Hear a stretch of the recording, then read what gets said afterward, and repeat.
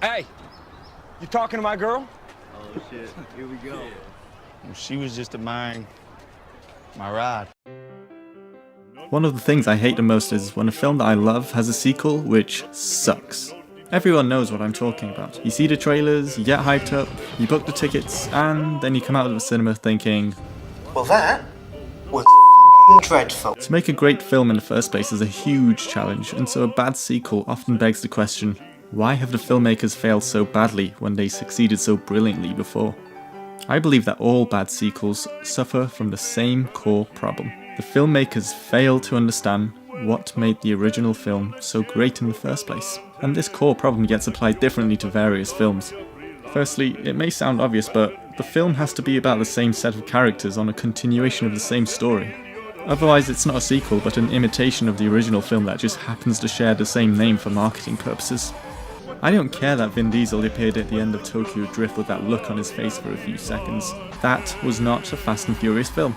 Sometimes filmmakers think that by taking the most memorable parts of a film, they can create a sequel which distills the essence of the original.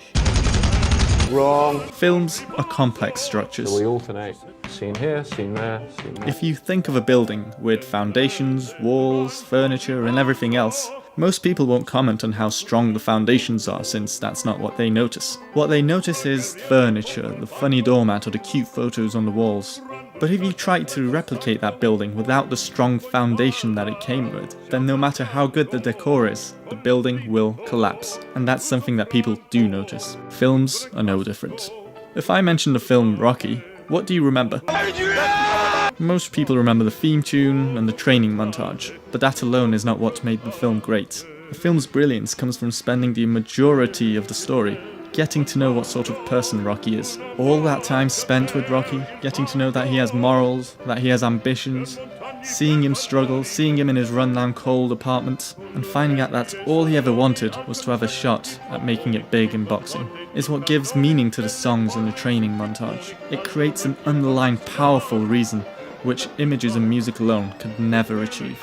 Take those reasons away, and you lose the soul of a film. The original is a masterpiece of character development, a metaphor for the American dream, a classic.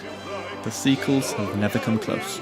I must break you. Sometimes the reason why a character is so memorable is because they're not the main character, and that their screen time is limited, and so they get to maintain an aura of mystery about themselves. And since they're not on screen most of the film, audiences get to look forward to seeing them. You only start to miss someone when they're not there. This is the case with Anthony Hopkins' Hannibal Lecter. The sequels had much more of him on screen, but they were never as good as Silence of the Lambs. This is because by limiting his screen time, it creates mystery, so you don't know what he's going to do, and every time he pops up on screen, your eyes are glued onto him. A sequel also has to feel like the original film. This means that the cinematography, music, set design, and everything else should come from the same understanding as the original film. Terminator Salvation didn't feel like a Terminator film. It felt like a modern apocalyptic war film, but not a Terminator film. What I wanted, what I expected was this. The audience, after a few minutes of watching a film, need to be reminded that they are watching a creation which is related to its predecessor. That's a difficult task when the film doesn't look or sound like what you remember. To get a script made into a film takes a huge amount of work. The mountain to climb to get a new film made is much greater than the mountain to get a sequel made. This is because studios know that the success of the original will guarantee audiences for the sequel. This lowering of the bar means that often the filmmakers don't work as hard as they did on the first film. Also, corporate greed means that the people who hold the rights to the sequel don't care about making the best film. They care about making the most money out of the sequel, and so will blindly follow what audiences have told them they want.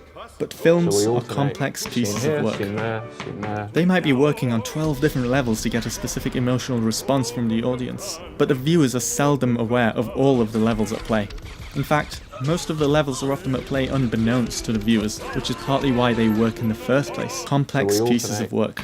Let's talk about the greatest Christmas film ever made, Die Hard.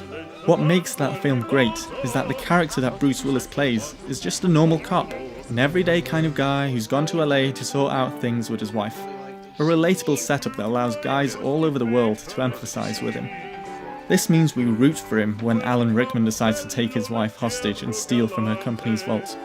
But in the later sequels, he's not an everyday man, he's jumping onto the back of an F-35. The film stops being Die Hard and just becomes a generic action movie that happens to have Bruce Willis in it. Now let's take a look at a sequel, which is one of the best ever made, The Godfather Part 2. Here is a film which creates the same feel as the original, with the same makers going in the same direction. It doesn't get carried away with only trying to copy the best parts of the original.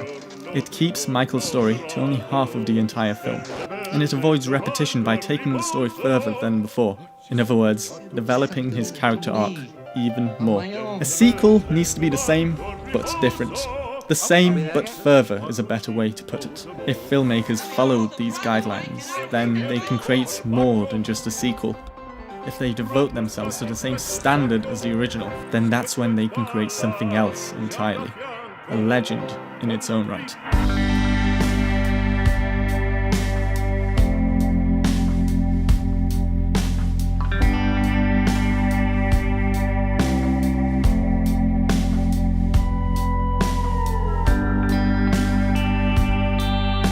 So we alternate scene here, scene there, scene there.